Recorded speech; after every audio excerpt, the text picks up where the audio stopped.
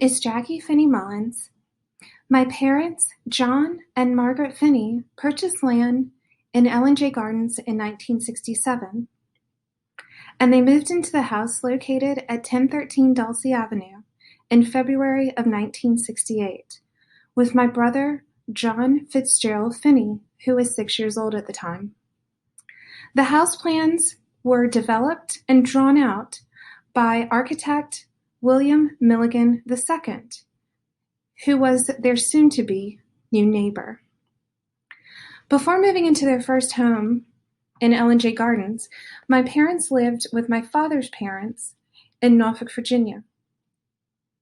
It was my father's uncle and mentor, attorney J. Hugo Madison, who had initially lived on Norwich Avenue, but later had a house built on Dulcie Avenue, who had talked to my father about several opportunities to purchase properties in Norfolk, Virginia.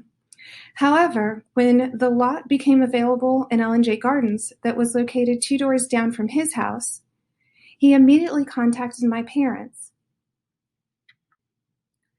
He felt as though this was a better opportunity, as L&J Gardens was established as a neighborhood of African American families in a community with similar values and aspirations.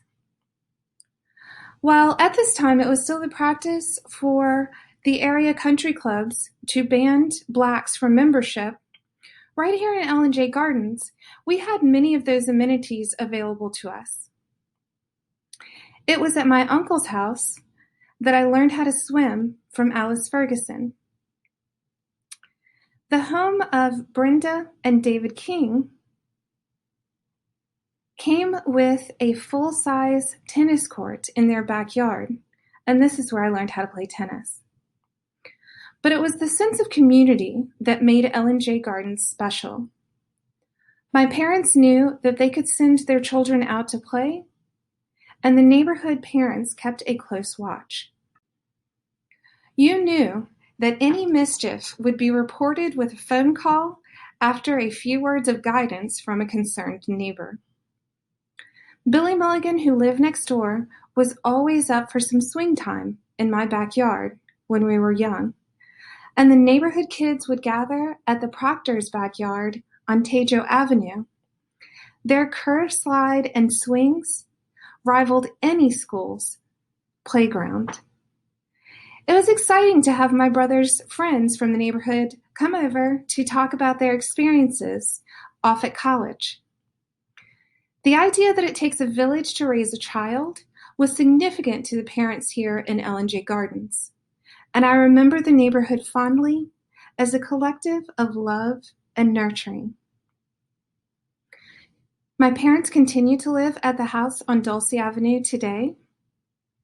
My brother is a sound engineer in Newark, New Jersey, and I am an assistant professor and academic advisor at Virginia Commonwealth University in Richmond, Virginia.